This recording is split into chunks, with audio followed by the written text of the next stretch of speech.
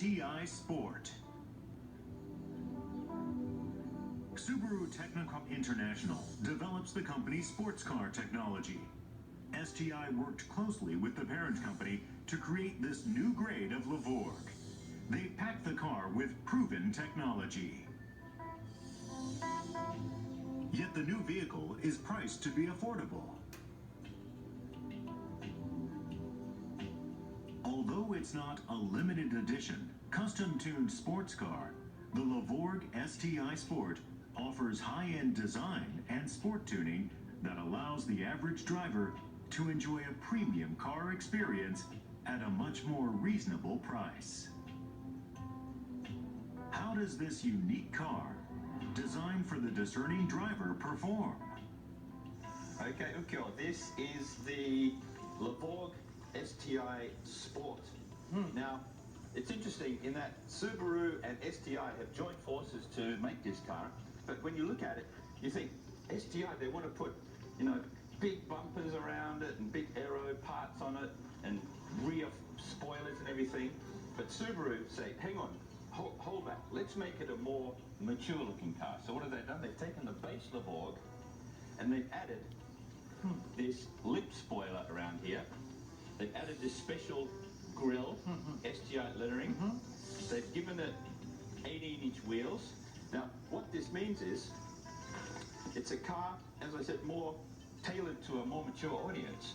But it's a car that is something that is going to get a different type of person interested in Subaru. You're not going to get the hardcore guys coming along wanting to, get into something that's really like me. like you. So I think it's more tailored towards someone like you and me. Let's go look at the front of the car again. So, Ukyo, what do you think? I've really been looking forward to this new model from Subaru. At first, I didn't notice all of the subtleties, but now that you've pointed them all out for me, I have a better idea of what they're going for. It's very chic. The design is quiet and restrained. It's a sports car for adults. That's what. The key word is subtlety. Subtlety. Once again, we're talking about subtlety. We're talking about more maturity, more quality. Have a look at that. Wow, this is beautiful. The Lexus was the only car we've driven that had a more sexy look. This is very, very nice. When I just opened the door, the first thing I got that came out was a waft of leather. You notice these red and black two-tone seats. This is what they call Bordeaux red. So it's a very sort of chic, very deep red, like a red wine type of red. The seat really grabs you. Just sitting here, you can tell this was designed with a race car concept. Yeah, like when you turn the ignition on, over here, you see the red lines inside the speedo and tachometer. The WRX we drove was an STI vehicle too. I wonder if they've tuned this one as much. Not as much, because it's got the basic engine in it. It's just got this has got the 300 horsepower 2-liter turbo. So as we will find out, it's matched to the CVT, which is the only gearbox they offer. So we'll find out about that later.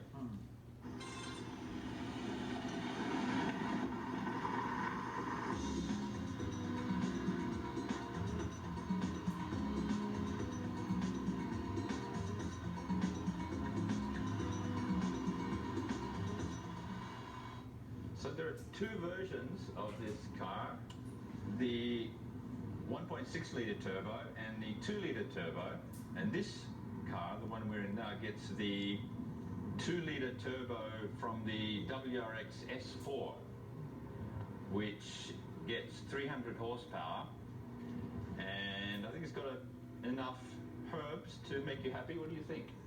Surprisingly, the throttle response isn't the greatest. With a manual transmission, you can easily get the engine into a higher power band.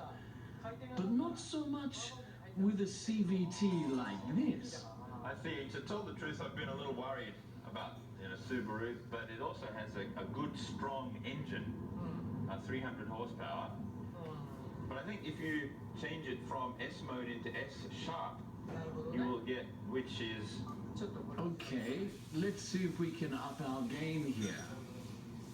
Yeah, it's a little better. And with an S sharp. Response is way better. Yeah, but it also stiffens up the suspension. And what about the steering as well? It's more and more like a sports car. But the ride quality is definitely nice.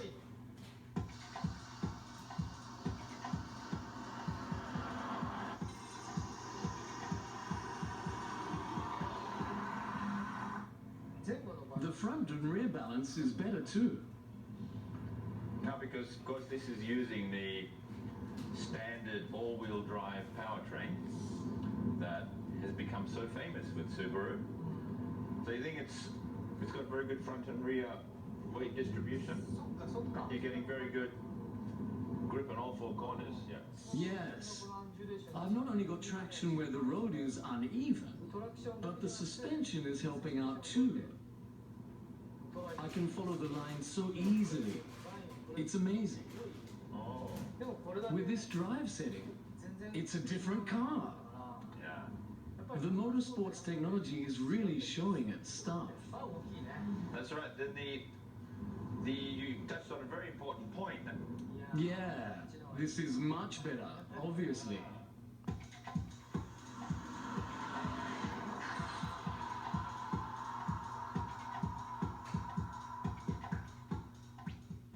Another very important point about this car is that it employs Subaru's new Damp-Matic 2 suspension system, which uses Bilstein dampers.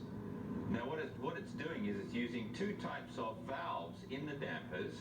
You've got what they call a control valve, a control valve, which acts when the car is going at slower speeds to maintain a very good ride quality. But if you move a little quicker,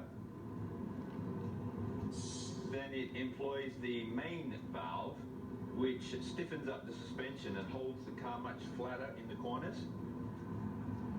The way it grips the road, the stability is awesome. This is really high level. That's the beauty of, that's the best combination that I think you could get from Subaru. That's why Subaruists have been so excited about this car. Yeah.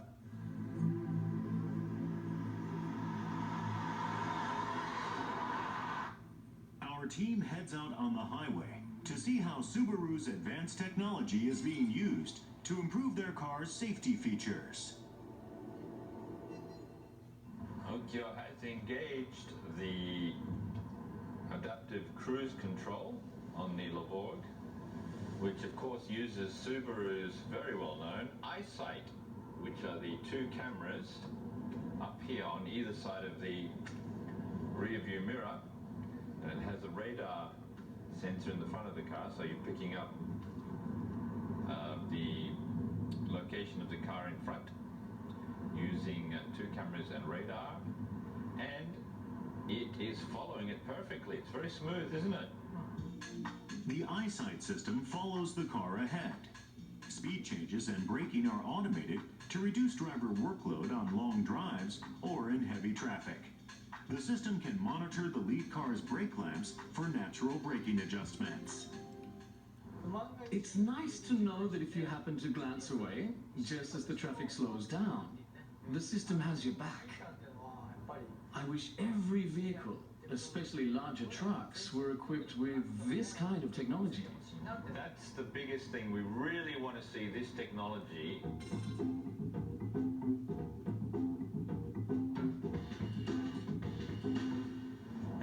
There's many cars out there now that have this level 2 autonomous driving.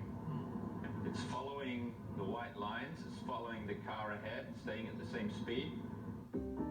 The system helps keep the car in the center of the lane, which makes things even easier for the driver.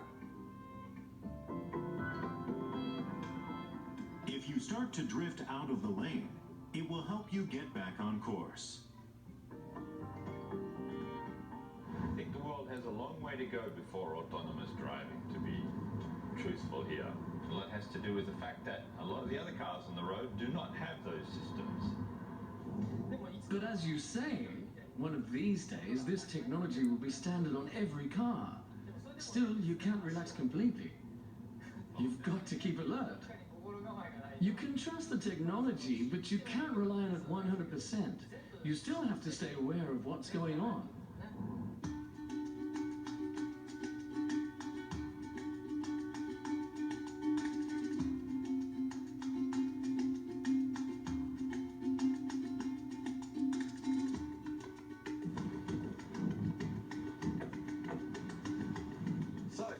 We've driven this car today, and I think I like the styling. It's very subtle, but it's very sporty. It has a very quick engine. It's very, very mature inside. Chic, what do you think about it? I'm with you completely. I was really looking forward to this one. And I hate to say it, but I felt like it needed a little bit more punch. Yeah. We'll rate today's car using 5 different parameters, each one with a maximum score of 20 points. Design, efficiency, performance of intended purpose, cost performance, and safety. Okay, now, I'm going to go first if you don't mind. I'm going to give it 78, total of 78, and the reason is, let's start at design. I think it's got a very good design. I like the subtlety of the car. I don't like the white. The efficiency, I gave it a little lower than you may expect because it has the boxer engine. It's very powerful, but it doesn't have a very good fuel efficiency, only about 6.5 kilometers to the litre. Performance of intended purpose, that's basically, does the car do the job that the maker intended for it? And I think it does. It gets a very high mark because it's fun to drive, looks good, it's very comfortable, very mature, very chic inside. Cost performance, I give it 15, $39,000 is a lot of money. I think for 35, this car would be perfect. I pretty much agree with you, but I gave it an 87. This is the first time we've used this rating system, so I might be a bit too soft. As for performance, it seems like cars like these are all eco-friendly, but that STI logo tells you that this car is for sports driving. I gave it a high score because there aren't enough cars like this. Maybe I went a little too easy on its fuel efficiency. 18 cents. In terms of cost performance, it drives so well that sure, it would be better at 35,000, but I'm okay with 39,000. 39,000, okay. Well, maybe drop the price by 1,000. But overall, Subaru's done a great job. Well done with the STI connection. High marks.